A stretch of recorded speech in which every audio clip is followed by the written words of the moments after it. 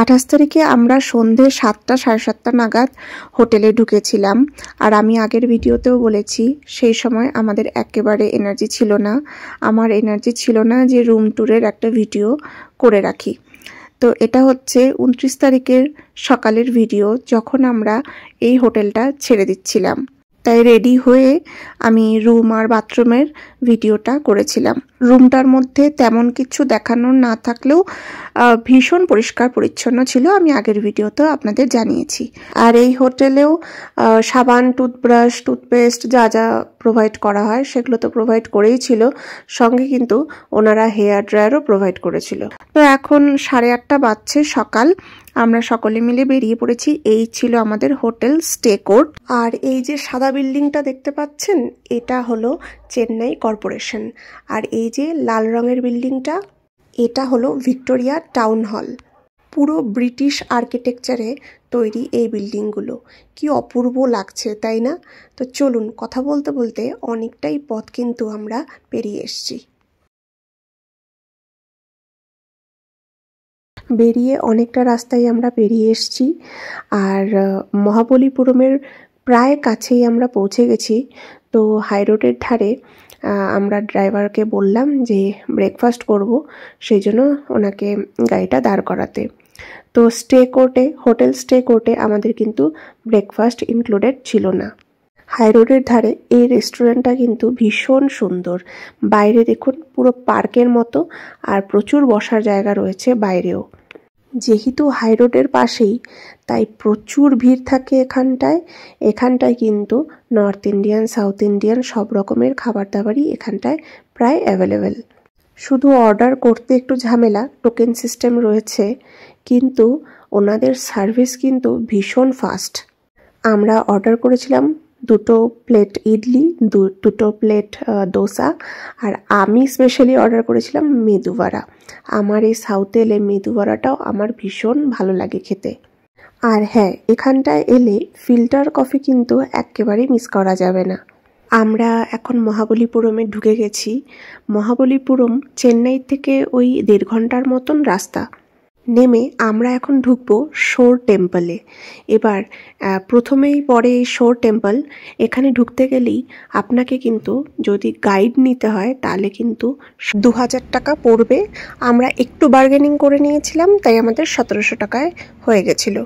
আর এমনিতে entry fee রয়েছে per person 30 টাকা করে। এবার আপনি যদি চান গাইড আপনি নিতেও পারেন, আবার নাও নিতে পারেন। আমরা নিয়েছিলাম গাইড, কারণ আমাদের মনে হয়েছিল অনেক কিছু জানার রয়েছে, বোঝার রয়েছে। অপূর্ব সুন্দর এই মন্দিরটি শোর টেম্পল নামে পরিচিত। এই মন্দিরটি তৈরি সেই 8ম শতাব্দীতে পল্লব বংশের শাসনকালে। রাজা প্রথম নরসিংহ বর্মনের শাসনকালে এই মন্দিরটি নির্মিত হয়। আর পাশেই রয়েছে বে অফ বেঙ্গল, পাশেই সমুদ্র আর সঙ্গে মন্দিরটি, দুটো মিলে অপূর্ব। At the same time, I will explain to inside. I show you then in the village name I will explain. And one more one. If you take another place, there is a.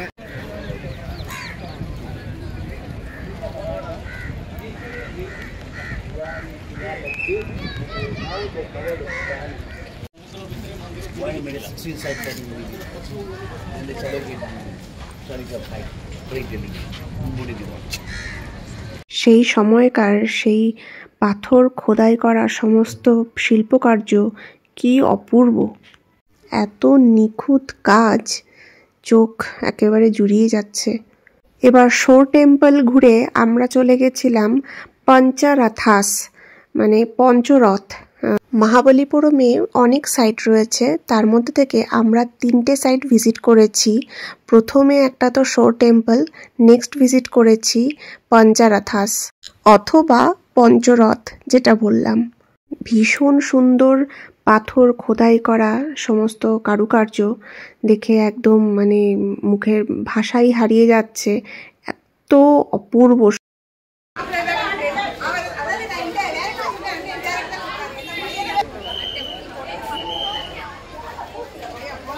This is the real granite.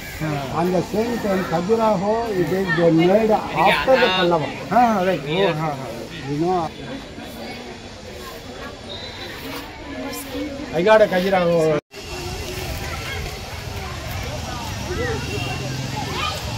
আর এখন আমরা চলে এসেছি শ্রীকৃষ্ণ মণ্ডপম, মানে শ্রীকৃষ্ণের মণ্ডপ। এই তিনটে মন্দিরই মহাবলীপুরমে প্রায় কাছাকাছি।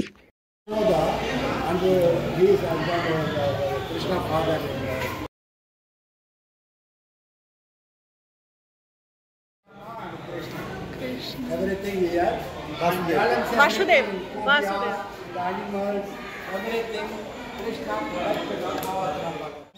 The back side Ganesha, Shiva Lingam, Naga, and the designs in the handmade, touch and feel. Pandava, I mean Pandava, bedroom. They make a bedroom. Why now?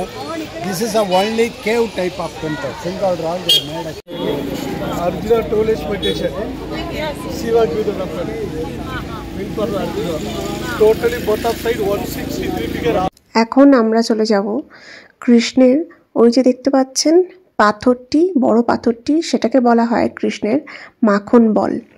প্রায় 1200 বছর পুরনো এই পাথরটি এখানে ঠিক এইভাবেই রয়েছে।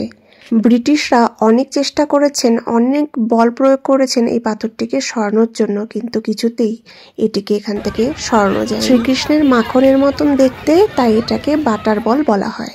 আর এই যে মন্দিরটি দেখতে পাচ্ছেন, এই মন্দিরটি হলো গণেশের মন্দির।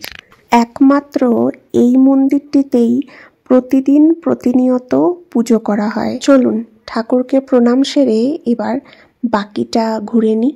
আর বেশি কিছু সেরকম নেই।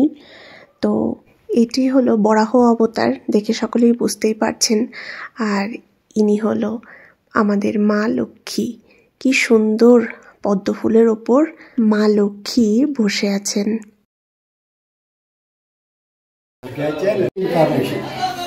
After Dasavatar, it's a fifth avatar. After Narasimha. This is also Lakshmi. Lakshmi. Yeah. At the same time, here in Pallava period, people they came different people. They don't. চলুন এখন বাজছে দুপুর 2:30, আমরা এখন রওনা দেব পন্ডিচেরির উদ্দেশ্যে। হ্যাঁ, আরেকটা কথা, এখানে কিন্তু দুপুর 3টের পরে কেউ লাঞ্চে ভাতের আশা করবেন না একেবারে। আমরা এখানটায় দাঁড়িয়েছিলাম লাঞ্চে ভাত খাবো বলে, আফটার অল বাঙালি বলে কথা, কিন্তু ভাত আমরা পাইনি। দেখা হচ্ছে পন্ডিচেরি গিয়ে। টাটা।